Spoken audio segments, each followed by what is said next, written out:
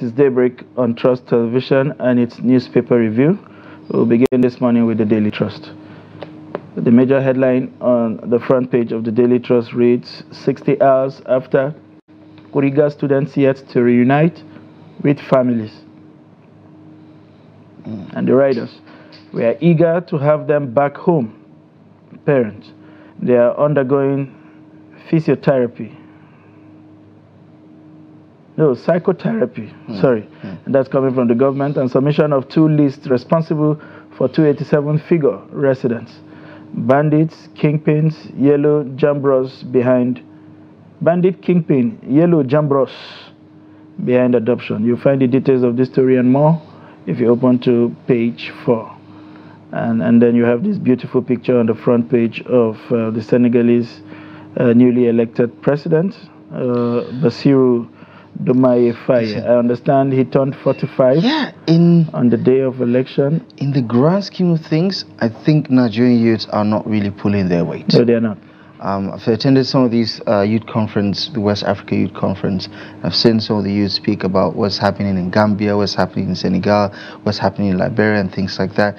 And you realize they're going beyond just talking. That's right. There is a transition that is happening from the old guard to the new ones.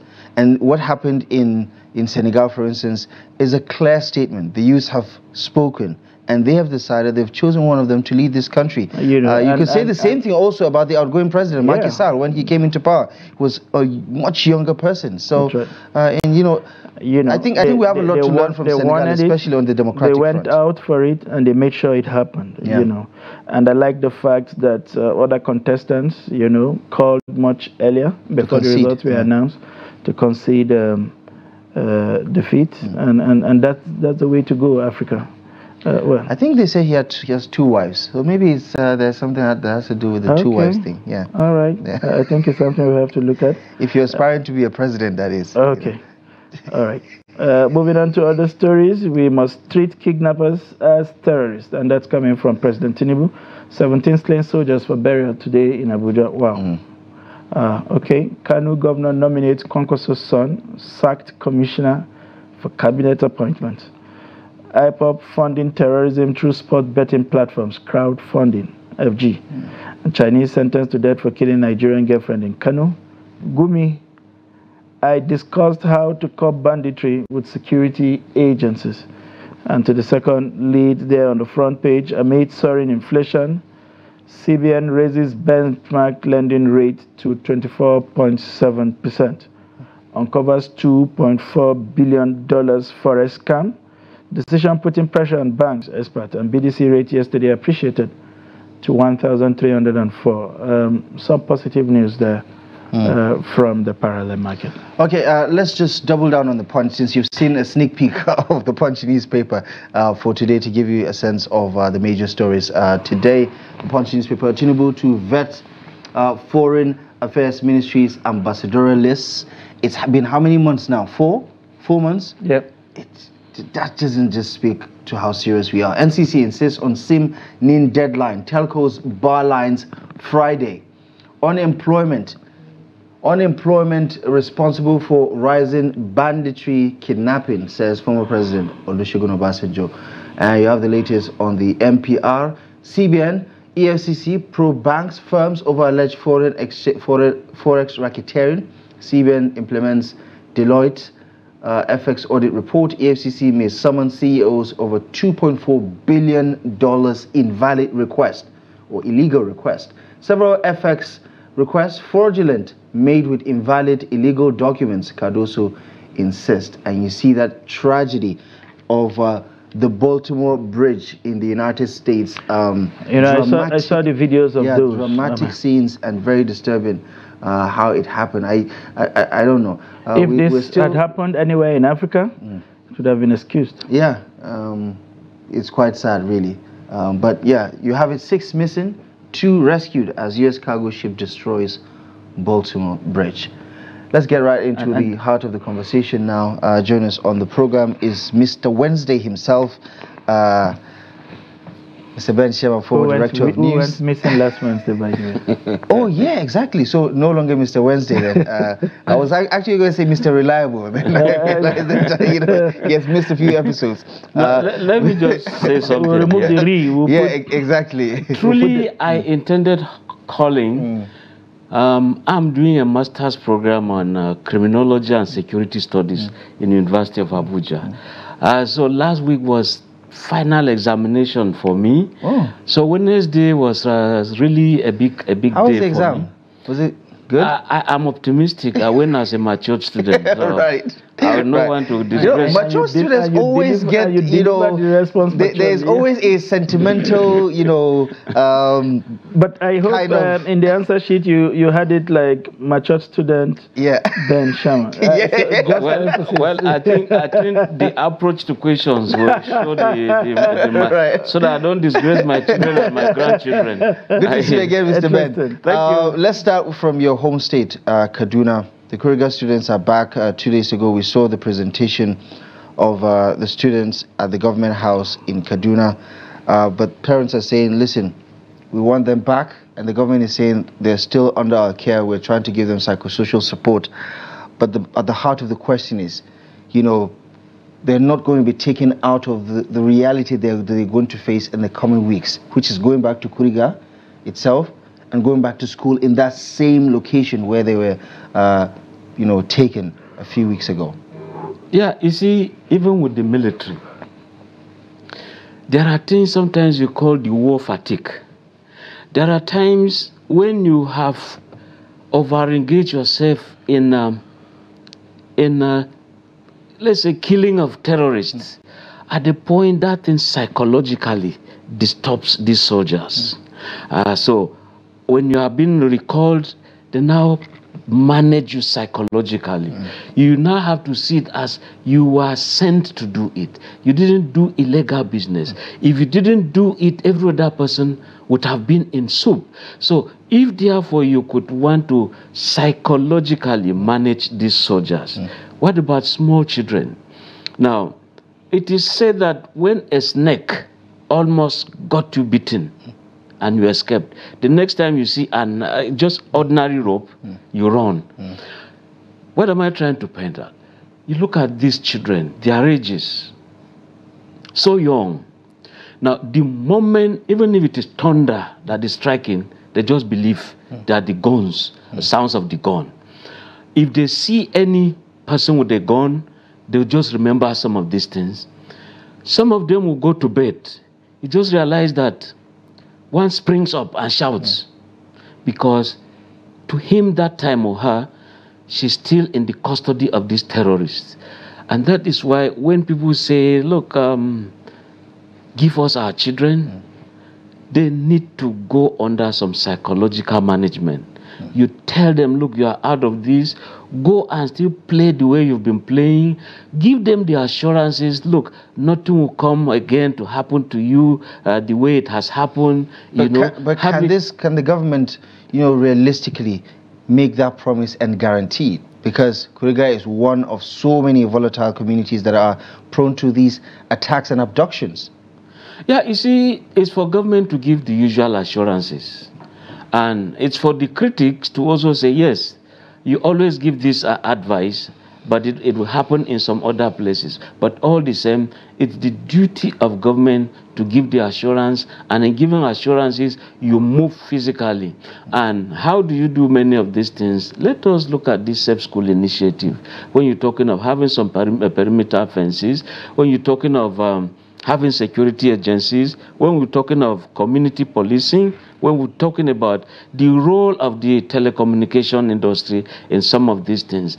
Some of us have always insisted that there has to be a very simple number, maybe 1000 for all the service providers, and People are district heads, village heads, everybody is told, look, once you see something, just call this number. And it goes the IG into has deployed 200 special forces to address the security shortages in some of these volatile areas. Do you think this temporary measure is enough to inspire confidence? Yeah, you see, you call it temporary. I'm also looking at the size, the number itself, and the schools available. But it is good to start from somewhere.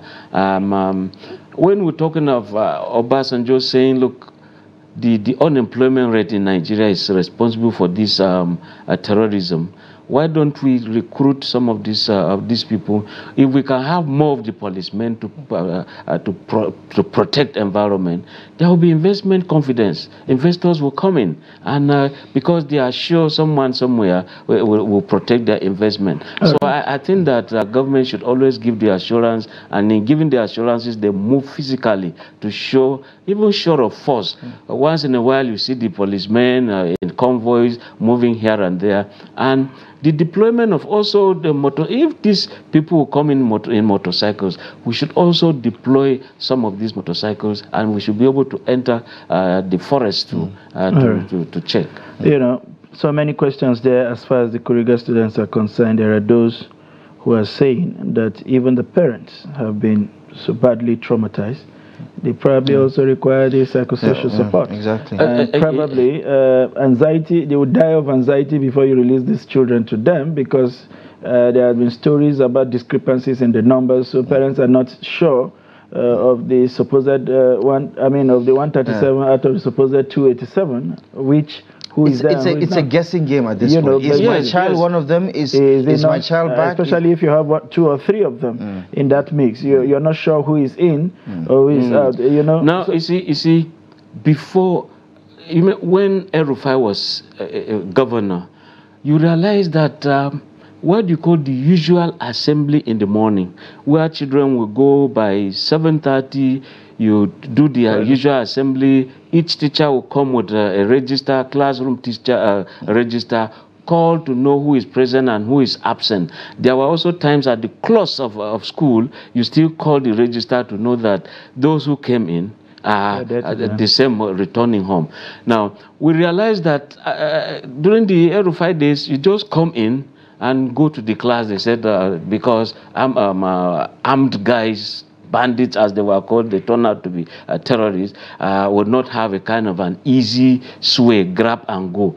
So that also says a lot. We need to have, was there no register called that day, and if how many students are in that school, and we begin to know, even in terms of sex, we identify some of these things instead of toying with numbers. The numbers, we are talking of human beings. Now some people are saying, look, can we simply, the governor is saying 287 was just some imaginations by some people. The real thing is 137. So if it is 137, we look at those who came to school or who went to school that day, tally them and just say, and we also need parents to come and say, look, my child was there or was not there, my child was absent. I remember the ADC, Aviation Development Company, plane crash.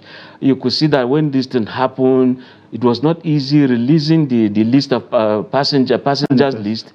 And at the airport here, when I went as a reporter to see what was happening, loved ones, parents, relations that were there, you see somebody using bare hand to box window louvers, and they were just piercing their bodies because of anger. So it's not easy right now for the parents in Kuriga.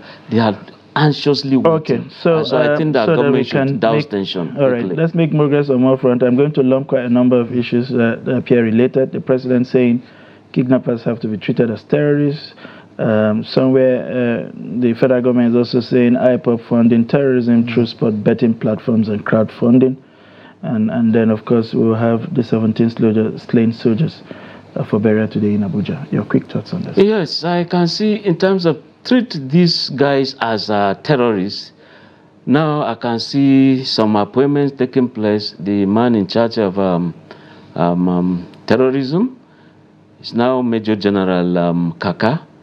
He used to be with the theater in Maiduguri there. So he's now in charge of implementing the fight against terrorism as it were in the office of the NSA. Then in terms of small arms and light weapons, the proliferations here and there, a new man has also been appointed, a former Deputy Inspector General of Police, meaning that Major General Yusuf, who again, I've forgotten, meaning that he's been changed.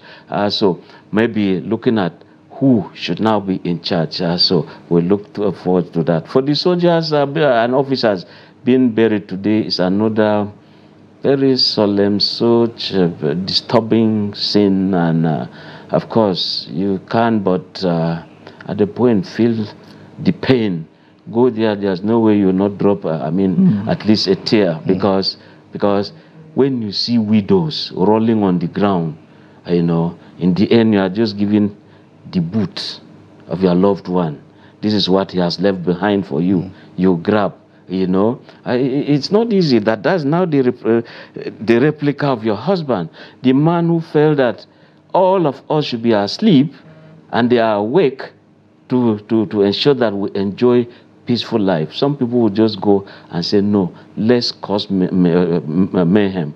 Let society be disturbed, so to speak. And that is why the stand of the president, treat all those people as terrorists. It should be.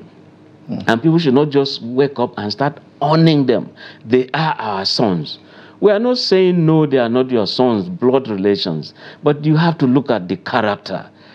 What character do you know about them? Who do they associate with? Where have they been all this while? And when you are also not sure of their jobs, yet you see some skyscrapers being built by them. Are you raising the alarm? When we're talking about terrorism financing here and there, how do we make society better for it? We make it better if everybody sees security as everybody's business, not just saying it is for soldiers. They've been paid to do the job. Yes, they've been paid to do the job, but you are also hiding, shielding some people. Give the information. Look, we've seen some strange movements and something ought to be done. And that's why when they say, see something, say something, do something. And the EFCC is saying it, the security agencies are saying it. And that is why lightly the soldiers will say, no grief for anybody. No grief for all those criminals. It's the truth. Not that they are saying no grief with the police, no grief with the army. No grief for the terrorists.